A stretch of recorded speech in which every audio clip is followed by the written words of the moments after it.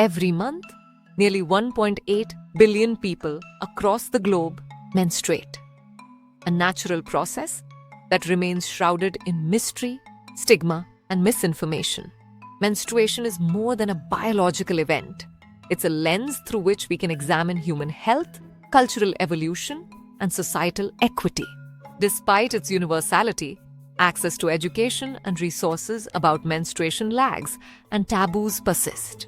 This article dives deep into the topic, exploring its biology, process, history, cultural significance, health implications, and modern challenges.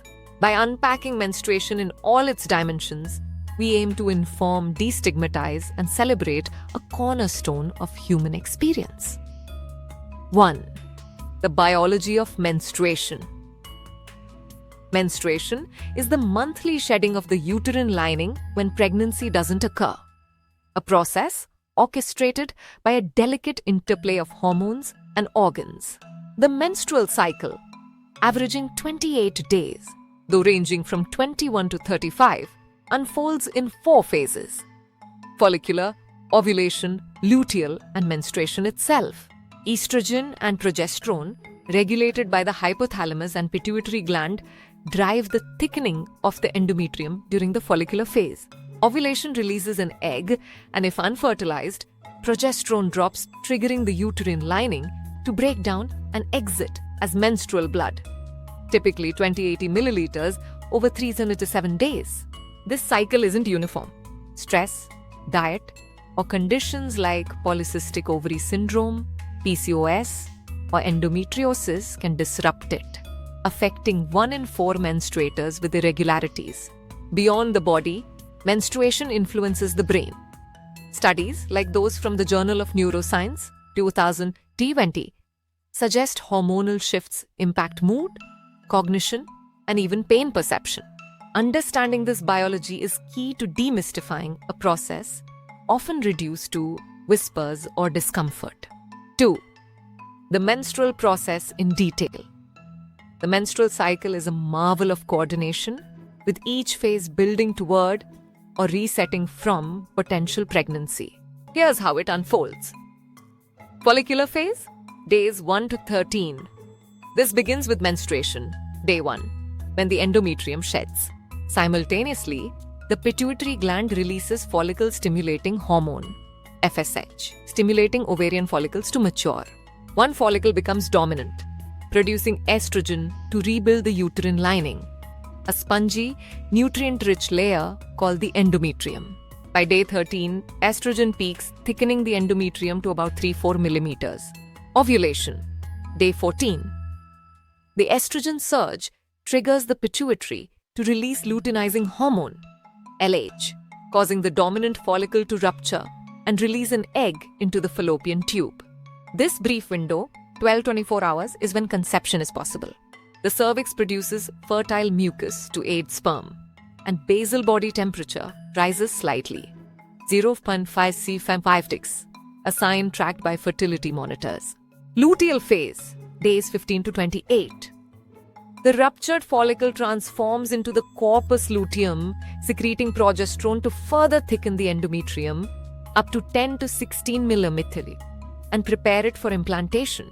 Blood vessels and glands proliferate, creating a nurturing environment. If no fertilized egg implants, the corpus luteum degrades after 10 to 14 days, slashing progesterone levels. Menstruation, days 1 to 7. Without progesterone, the endometrial lining destabilizes. Prostaglandins, lipid compounds, trigger uterine contractions, expelling the tissue through the cervix and vagina. Blood vessels rupture, mixing with mucus and endometrial debris to form menstrual flow. Cramps driven by prostaglandins vary in intensity. The cycle then restarts as FSH rises anew. This process, while elegant, is prone to variation. Hormonal imbalances or uterine conditions can alter flow, duration, or pain levels, making each person's experience unique. 3. Historical perspectives. Menstruation story stretches back millennia, shaped by curiosity and misconception. In ancient Egypt, 1550 BCE, The Papyrus Ebers described menstrual blood as a medicinal ingredient, while Hippocrates in Greece, 400 BCE, saw it as a vital purging of excess humors. Biblical texts like Leviticus framed it as ritual impurity, a view that echoed through the Middle Ages, where menstruation was deemed toxic or a sign of divine punishment. Hygiene was rudimentary. Rags, moss, or nothing at all sufficed. By the Industrial Revolution, attitudes shifted slightly.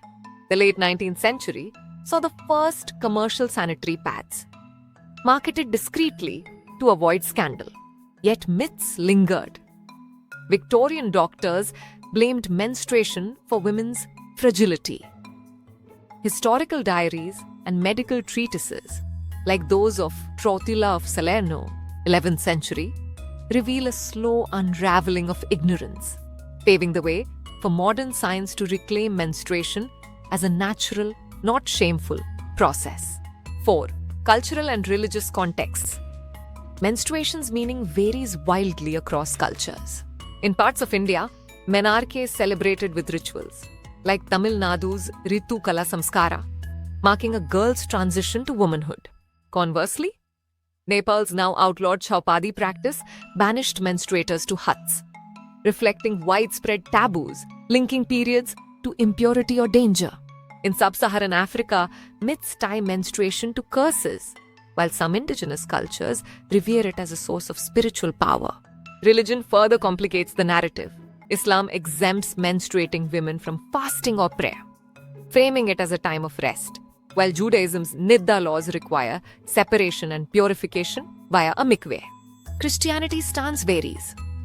Early texts echo impurity, but modern interpretations lean neutral. Anthropological studies, such as Plan International's 2021 report, highlight how these beliefs fuel stigma, with 1 in 3 girls worldwide facing shame during their periods. Culture doesn't just reflect menstruation, it shapes how it's lived. 5. Health and hygiene. Menstruation brings a spectrum of experiences. About 90% of menstruators report premenstrual syndrome, PMS, cramps, bloating, mood swings, while 1 in 10 battle endometriosis, where uterine tissue grows outside the womb, causing debilitating pain. Conditions like menorrhagia, heavy bleeding, or premenstrual dysphoric disorder, PMDD, underscore menstruation's health stakes. Yet education remains spotty. Many learn about their bodies through trial and error. Hygiene has evolved dramatically. From rags to disposable pads in the 1890s, tampons in the 1930s, and now menstrual cups and period underwear, options abound. Still, access lags. UNICEF estimates 500 million people lack adequate menstrual products, a crisis dubbed period poverty. Innovations like reusable pads or biodegradable tampons signal progress, but affordability and awareness trail behind, leaving millions improvising with unsafe materials. 6. Societal impact and modern challenges. Menstruation ripples beyond the individual. In low-income regions, 1 in 10 girls miss school during their periods, per UNESCO, widening education gaps. Workplace policies rarely accommodate menstrual needs. Few countries mandate paid leave for severe symptoms, despite advocacy from nations like Japan since 1947. Economically, the tampon tax inflames debate.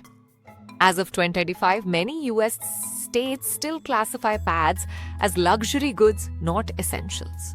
Stigma compounds these issues. Media portrayals, blue liquid in ads or hush tones reinforce shame.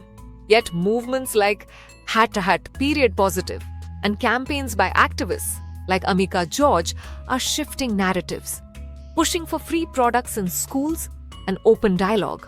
Science too advances.